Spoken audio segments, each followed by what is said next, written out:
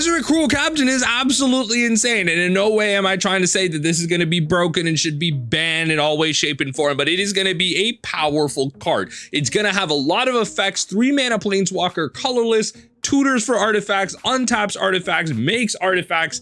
Oh Lord, does the first spoiler for Edge of Eternities hit hard. MagicCon Las Vegas is going on right now, and so of course we're going to get more cards down the line. Currently, as of the recording of this video, this is the only card we have, and it's absolutely, again, insane. The fact that Scryfall has this up so quick is pretty sweet. I don't have to go to another website for it. But in today's video, not only did I want to go over this artifact, but go over all the initial synergies, combos, decks it might go into, etc.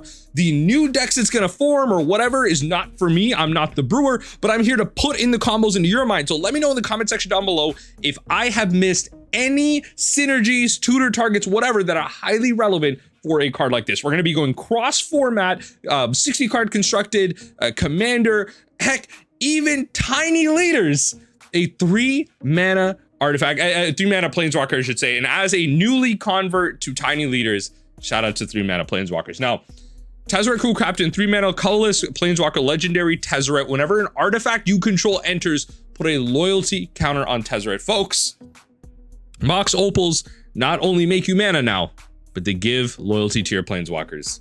Broken. Absolute masterpiece. That's all I need to say. Untap target artifact or creature. If it's an artifact creature, put a 1/1 counter on it. Beauty. Great. So if you have mana rocks, powerful ones that tap for a lot, you're going to be able to untap them for free. This is a 0. But of course, it's not going to get a 1/1 counter unless it's a creature. -3. It comes in with 4 loyalty, so you could cast this for 3. -3 it immediately. And then search your library for an artifact card with mana value 1 or less, reveal it, put it into your hand, then shuffle. Notably very different than some of the artifact tutors that we are aware of right now. And we're going to be going over some of the tutor targets and some of the synergies it already has, but already get some of those kind of wheels turning in terms of Trinket Mages, Urza Saga, the comparisons between these. So -3, again, you're going to be able to use this immediately. -7, you get an emblem with, at the beginning of combat on your turn, put 3 1/1 counters on target artifact you control. Then if it's not a creature, it becomes 0/0 robot artifact creature. Notably, it's not a construct. It's not a construct where it gets bigger with each artifact out there. A little unfortunate, you know, Urza in shambles, but alas, this is Tezzeret. This is Tezzy Bezzy doing his best to try and be a powerful villain. It looks like Tezzeret is building himself up to be the next villain, and we're going to talk about a lore implication specifically first, and then we'll go into the combos. So when it comes to making these artifacts, notably, it doesn't make a net new artifact. All it does is turn one of your current artifacts into a creature. Now, notably, that is kind of bad, honestly, because it just makes your artifacts that you are ideally kind of comboing with and everything more susceptible to removal. And at the beginning of your upkeep on your turn, put 3 1 counters on target artifact you control. So you have to, it's not up to 1 artifact you control, right? And you know what, to be fair, it's 1 artifact. It's not like multiple or whatever, but every combat on your turn, you are forced to make an artifact worse if you have this emblem. So that is the thing you need to note. It's a powerful planeswalker at 3. Its first and second ability are really good, but when it comes to its -7, at least it's on game breaking and it's not ending the game. A lot of planeswalkers we have at this level are either really bad, don't have great abilities. Notably, this one can't defend itself. Some planeswalkers can, but then on the other spectrum, we have like Ashiok, we have the one that kind of minuses from War of the Spark. We have Liliana the Veil. Like, we do have powerful 3-mana planeswalkers out there. I guess you could count like a Johnny as a flipwalker and everything. But Tezzeret, I think, finds that niche like middle point. Not a powerful legendary, not a powerful minus, I should say, on its ultimate, but does have great abilities throughout. I think Tezzeret will see a lot of play. Now, before we get into the primary abilities, let's talk about this from a lore perspective. Tezzeret has been an ongoing evil, dark, bad, whatever type of figure throughout Magic's history, and notably more recently has been a minion of Nicol Bolas. With the death of Nicol Bolas, he's actually gone off and started his own machinations. We found him in Kaladesh along the kind of all will be one timeline, and was directly involved in Tamio's completion and everything. And so when it comes to Tezzy's got a lot in mind when it comes to plan. Notably, the problem is that Tezzeret has a lot of these kind of Infinity Stone-like acquisitions. So he's got the reality chip from Jin Gitaxias, and also has the planar bridge kind of sealed into him. And notably, that bridge, or some combination of the other artifacts that he has in terms of like being the supervillain, they are degrading his body. And so a lot of people talking about whether or not, you know, is Tezzeret dying? What's going on with him? Why is he transforming? Well, it's likely due to the combination of all these powers that he's now gaining, notably the planar bridge, creating portals to other worlds and everything is now, I guess, like not as useful because the planar multiverse is opened up. We have that damn little creature thing that I'm forgetting right now. The thing with, you know, it's like 3 colors. And Jace looked into that little thing's mind, and it's supposed to be the baby Yoda of magic right now. And it's like the mind is like infinite pathways and everything. Regardless, the loot is now the key to like going through all these gates and finding the paths to the multiverse, because that can be very dangerous. Yes, you can explore any of the multiverses, but that also means like evil can come either way. So whether or not that plays a part in the story to Tezzeret's like planar exploration of things, that's yet to be seen. But he ultimately has plans, because now we're going to find him in Edge of Eternities, and the Edge is like a place in the multiverse. So what is he doing out in space? What is he grabbing from there? We will see. I think Tezzeret will be a key piece in the next arc of Magic's villainry. He will probably try to take over the multiverse in some way, destroy it in some way. He will have a purpose, because my man was doing just straight evil things before that as Nicol Bolas's minion. Nicol Bolas was likely one of the only beings that could actually stop him. Now, whether he is going to bring about maybe the return of Phyrexia, some type of other new big bad, are the Eldrazi coming back? Who knows? We are going to be getting a lot of colorless synergies though in this upcoming set if we are going to power up something like Tezzeret. So just keep that in mind. Lore wise, and gameplay wise, there's a lot to look forward to. Now, when it comes to 3-mana planeswalkers, Tezzeret gets to join a vast swath of very powerful walkers out there. Aminatou, great for commander. Ashiok Dreamrender is the one I was talking about. Personal favorite of mine. Nightmare Weaver is a great tiny leader. A Johnny, notably busted modern card, and in many other ways too. Dak Faden, Eternal Magic Classic here.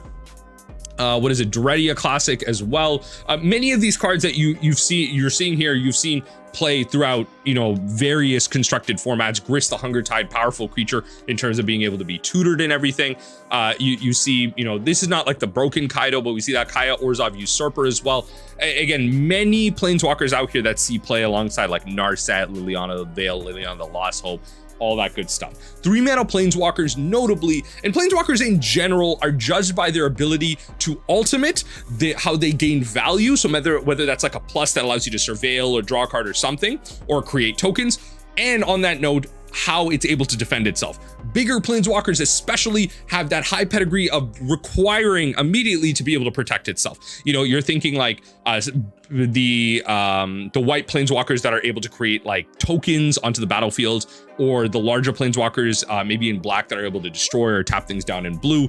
Whatever it is, if it can protect itself, that's a bare minimum. Now, notably, something like Tezzeret doesn't protect itself, but it kind of does in its ability to generate artifacts. And also, while you play artifacts, you are going to be able to increase its loyalty, right? So with its emblem, you're going to be able to generate artifacts in some form of protection on combat, but you also have to play artifacts to kind of increase its loyalty to get to that, and increase its loyalty to continue to use its tutor ability and all that stuff. Notably, if we back up here, Tezzeret says whenever an artifact you control enters, so it enters the battlefield, which means when you search your library for an artifact, you put it into your hand. If it's a Mox Opal, you can play it immediately and then have it enter and then go back up to 2 loyalty. So that's just something to note. And then notably the -7, as I mentioned, is not a net new artifact. It's not a net new artifact entering. It will not increase its loyalty, so it's balanced in that sense. Now, notably, the comparison here is Trinket Mage. Trinket Mage comes down and enters the battlefield. You may search your library for an artifact card with converted mana cost 1 or less, reveal it, put it in your hand, shuffle your library. The same effect on that minus for the same cost. It is just a less color restrictive Trinket Mage. It is still 1 or less. It doesn't specify 1 or 0. So you can grab stuff like Mox Opal, which like any of the Moxen really, right? Like that's the comparison here. you can grab the Busted Mox. That has a lot of implications throughout now Standard with Mox Jasper, Mox Opal in Modern. If you're thinking Legacy in Vintage, a lot more implications, especially when it comes to 0 mana artifacts, tutoring up Black Lotus at a bare minimum. A lot of powerful things that you can do when it comes to its minus tutor ability. You can also grab stuff like Soul Guide Lantern or other various 1 mana artifacts. I'm bringing up Soul Guide Lantern specifically because alongside Ghost Vacuum and stuff like that, these tend to be the graveyard hate pieces of choice, depending on how your deck operates. It can immediately come down, snipe something out of the graveyard, sacrifice it to draw a card, blah, blah, blah. Regardless, you can grab 0 and you can grab 1. Now the comparison then goes to Urza Saga. Urza Saga notably can only tutor for an artifact. And many of you 60 card constructed players are very much aware of this. Commander players maybe less so because it's an expensive card. You may not be used to playing with something like this. You search your library on its last saga mode for an artifact with mana value 0 or 1. So it cannot be an artifact with converted mana cost 1 or less. That's very different. The cost printed on the physical Magic card has to be the number 0 or the number 1. It cannot be a total converted calculated mana cost of 0 or 1. That means Urza Saga cannot tutor these artifacts, but then Tezzeret can. Astral Cornucopia is the meme. Astral Cornucopia does not have a converted mana cost, it has a converted mana cost of 0, but does not have 0 in its cost. It does not actually cost 0. So Urza Saga could not grab this, but Tezzeret can. Notably, that's absolutely useless. I'm bringing this up as a joke. Walking Ballista is a little bit more serious though, because especially with Astral Cornucopia, you can put it into your hand, obviously pay it out, but Walking Ballista, you don't tutor it out immediately, in which case it would have died, but you can put it into your hand and then have it enter for 2 mana as an X1, and then you put kind of a loyalty counter on your Tezzeret. So again, the Urza Saga cannot grab Walking Ballista because it doesn't have 0 in its cost, but the Tezzeret can. Also, Chalice of the Void, very relevant, Modern, Legacy, onwards. You can tutor for Chalice, very relevant. So we're thinking of applications alongside Karn, the Great Creator, a tutor out of the sideboard. This isn't a replacement for Karn, but we already are used to planeswalkers that create packages for yourself. We have so many Urza Saga packages out there. And so this type of card kind of naturally fits into these type of modalities, right? Again, it's not a replacement for Karn, the Great Creator, but we already are used to looking at artifact packages alongside the synergies that we have with Urza Saga. I can only imagine that colorless strategies, artifact strategies will expand in their repertoire in terms of what they can tutor for if this card becomes really good. And I imagine in many ways, this card will not necessarily break a bunch of decks like the One Ring does, but will instead look to really augment key select strategies. So again, tutoring for Chalice is very important for that which Urza Saga cannot do. Notably, in Modern, Ugin Eye of the Storms. Ugin says whenever you cast this spell, exile up to 1 target permanent that's 1 or more colors, and then whenever you cast a colorless spell, exile up to 1 target permanent that's 1 or more colors. Great. So you play the Ugin, you exile a colored permanent, right? Then you 0 it for 3 colorless mana. You then, oh my lord, you then exile another colored permanent. That Tezzeret then probably untaps an artifact or a colorless creature, right? Or an artifact creature, I should say. That artifact untapped is probably, if you're playing this in Modern in the Eldrazi decks, you are untapping a ramp spell, and then maybe you can cast something else. It's beautiful. It's a powerful thing. Ugin Eye of the Storms is definitely going to be trying to work alongside Tezzeret. You're going to be building artifact packages. You're going to be building ramp. Now, Ugin Eye of the Storm notably works best when it comes to the Tron decks because of its mana cost, 1, 2, 7. And then you can go to 7, Ugin, destroy or exile a creature, play a Tezzeret, exile a creature. Now you have 2 planeswalkers that your opponent has to attack into, and they can soft act as fogs to take away aggression from your life. This is a very relevant play pattern, and we will likely be seeing testing of this down the line. Amulet of Vigor as a meme. Now, notably, the Amulet decks are already using Urza Saga. They're already using the new Final Fantasy card that can like untap creatures. You can Green Sun Zenith for it. There are so many things alongside Spelunking that the Amulet Titan decks are doing. You just do not have enough slots. Is Tezzeret gonna be the key choice here? Probably not, because you don't really care about the rest of its abilities. You are likely not going to pay a 3-mana way in Modern to be able to tutor up Amulet of Vigor when Urza Saga can do it for quote-unquote free, while also providing you with mid-range threats. And also now with the new Saga rulings, work alongside the hate that generally would have looked to stop your deck. In the Commander format, Soul Ring. Easy target, right? Now, many people are having debates about whether or not this works in CDH. I don't think so. I don't know how many, and this is my soft understanding of the format. I don't know how many decks are out there that care for something of a tutor this bad, that's like 1 or less. If you are tutoring for artifacts, you are playing the whole gamut. You are probably playing Blue X, you got the Trinket Mages and everything. Yes, Tezzeret can be in there. I just don't know what top deck in the current CDH metagame, if you go to like EDH top 16, would want to play this. Again, that is my meager understanding of this format. I could be vastly undervaluing it, but when it comes to Commander, if you're playing Urza Saga and you're playing Commander in general, Soul Ring is a target for you to tutor and want and grab at almost any point in the game, unless it's late. And so you are going to have a lot of ways to get something like this, notably legal in Commander, but also restricted in Vintage. So legal, quote unquote, in Vintage, it's going to be a tutor target, something that we are going to discuss later down the line. So definitely a lot of options in all formats coming down the line. When it comes to Legacy, when it comes to Vintage, Basalt Monolith is the first thing that I'm thinking of personally. So not only is Basalt Monolith going to be able to come down, tap for 3, play your Tezzeret, and it's a very reasonable line to actually play this out on 1. If you're thinking of Vintage, you're thinking of something like Workshops that kind of comes down as a land and taps for 3. You can only use that to cast colorless artifacts. And so you can use that to cast a Basalt Monolith.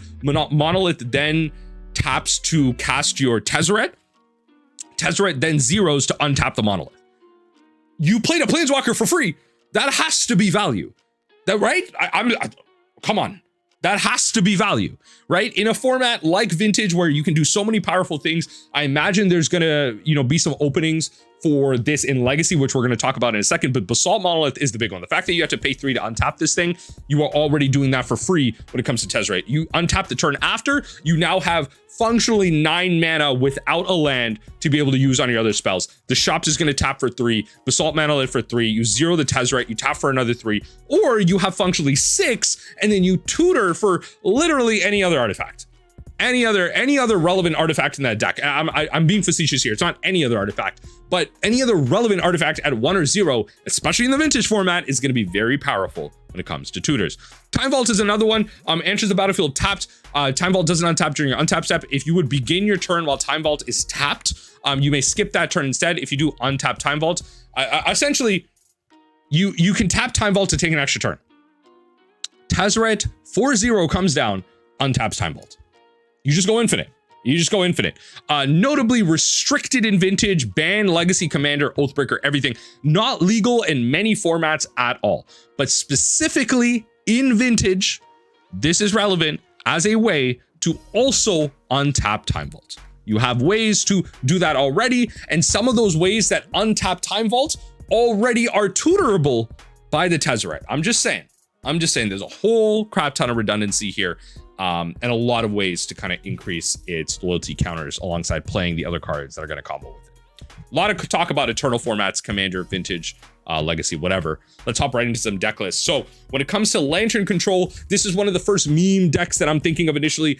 Honestly, given some legs thanks to Mox Opal, but may not be the most popular thing in the world right now. This is 20th place from a recent Modern Challenge back on the 14th. But when it comes to Tezzeret, there isn't really like a solid way to like power this out. You already are playing the Urza Sagas in here to tutor for your ones, but the Tezzeret notably can tutor for, something like the Pixis, something like Pithing Needle, Lantern, Grafdigger's Cage, Codex, like random like targets that you have in the main board. Because being colorless, you don't care about the rest of your mana. So if you have like Blood Moons out and everything in this version of the deck, just wanted to throw it out there. Is it going to bring Lantern Control back up to tier 1? No, it's not. I don't think it is in any way, shape, or form, but there is going to be an artifact deck that takes advantage of this. I imagine a lot of Affinity players are going to be trying to take advantage of this in some way by adding combos. The Affinity decks now having Mox Opal are going to be really powerful alongside this, just kind of adding loyalty counters, tutoring for your zeros. Whenever you play an artifact land, by the way, whenever our artifact enters, artifact lands are artifacts entering. you will be adding loyalty counters to your Tezzeret. Just saying, you untap with Tezzeret, you play a land, that's an artifact land, it goes up, you play a Darksteel Citadel, it will go up in terms of its loyalty counters. When it comes to legacy, I'm thinking of something like Mystic Forge. Specifically, you're going to be able to tutor something like the the Manifold Key. So this was something that kind of went infinite with the Time Vault, but that's kind of more for the vintage side of things. But when it comes to legacy, you're able to tutor for Manifold Key while also soft being like a Manifold Key. Candelabra is also another one you can tutor for. Obviously the Mox Opals, Lotus Petals should you need it. A whole lot of things coming out of like the Mystic Forge combo and the artifact based strategies that do exist in this format. You are just going to be able to do a lot. This is also notably another thing where if you do happen to cast it off of Mystic Forge, it could be like a soft way to like reset the top of your Mystic Forge. So if you have something that you cannot play or whatever, potentially shuffling, tutoring with your Tezzeret will reset the top of it. Again, I'm not too versed in this combo. I played against it a couple of times. Understand the basics. The fact that you can throw it in there is going to be relevant in a world, not only with the Urza lands, but also like Ancient Tombs. Eternal formats are going to be looking to break this immediately. The last deck that I want to mention is Paradoxical Outcome. I have a very limited knowledge of Vintage. I watch 1 to 2 Vintage creators. I pay attention to the format because I truly believe that Vintage is like modern extreme. It's like the best it's like all the best parts of modern put together in a really inaccessible format in paper. Now, when it comes to online, a lot more accessible with the rental formats and everything. But again, that's just my personal take. That's why I love Vintage. If I could play any one format forever, honestly, based on my limited experience with Vintage, it would just be Vintage. I'd be playing Vintage forever. Regardless, when it comes to Paradoxical Outcome, for those of you that don't know what this deck is, this is a combo deck that uses the card Paradoxical Outcome, blue and 3, return any number of target non-land, non-token permanents you control to their owner's hand, draw a card for each card returned this way. So imagine you play Mox, Paradoxical Outcome, return all those to your hand, you draw like 4 or 5 cards. You do it again, Mox. You've drawn through a bunch of cards. You might have drawn another Paradoxical Outcome, and you just keep going. Right? And you win off of some win condition, whatever it is, whatever you pick, you're gonna win some way, shape, or form, right? But that is the kind of combo deck of choice right now. It is a Loros of the Dream Den deck, one of the last kind of companions that have been like really banned out of everywhere and have relevancy in something like Vintage. Notably, you cannot play Tezzeret while Loros is there. So just kind of addressing the elephant in the room. But Tezzeret does grab a lot of relevant things in here. Again, it grabs all the Moxen, it grabs Mana Crypt, it grabs kind of Black Lotus, it grabs Vexing Baubles should you need it. It grabs Soul Ring. Vexing Bauble is really like a protective measure here. It counts as your stuff as well. So the moment you go to combo off, you would then sack your Vexing Bauble to then continue to do so. But regardless, it's all there. It can tutor for a bunch of the relevant things, and I think that's what's important with something like this. Now, again, I could be off basis when it comes to Paradoxical Outcome. You may still want the value of Loros, but if you don't have Loros in there, that could open up some of the playable cards that exist or can exist for a deck like this. If you make room for the Tezzeret to kind of combo off in this deck and be like a soft Voltaic key or whatever, should you need the Voltaic key, not in this deck, but in other kind of shops based strategies. Maybe honestly shops was a better deck to showcase if I'm kind of talking about Vintage shops, but regardless, there's a lot of ways that you can use Tezzeret in Eternal formats, not only in Commander, but in Legacy and in Vintage. And I think there's going to be a lot of excitement around this card. I think this is going to be a high value card to pull in a pack. I can imagine the hype for this card, the pre-order for this card being through the roof already. And as we go through more sets or more cards in the set, more colorless synergies, potentially another Mox. We already got Mox Jasper in Standard. We are open to adding Moxes to Standard. Now, obviously that Mox is very limited in terms of its playability, has not had that widespread reach, but it's one of those things where as long as it's a Mox, we will find a way. We will find a way to abuse it. And so with colorless synergies coming back, I imagine a lot of the affinity decks, a lot of the Eldrazi decks, a lot of the combo decks that rely on cards like this already have their ears perked up. The players of these decks are paying attention because Tezzeret Cruel Captain, being the kind of front-facing card that we revealed, is already going to lead to a crap ton of excitement. Just kind of look out for preview season. You're going to be getting a lot of exciting cards coming down the line. I'm excited to be talking about Tezzeret here. Let me know what you think in the comment section down below. Let me know if I'm off bases with any of these synergies, if I misspoke at any point. But obviously, if I've missed any combos, I would love to hear about it in the comment section down below. I'm going to be making a ton of TikTok shorts on something like Tezzeret Cruel Captain. And look out for the rest of the weekend as we potentially get more spoilers. Again, as the recording of this video, we do not have more, but down the line later today, because it's Friday, we could be getting more on the Saturday, more on the Sunday, blah, blah, blah, as the main event of MagicCon Las Vegas continues.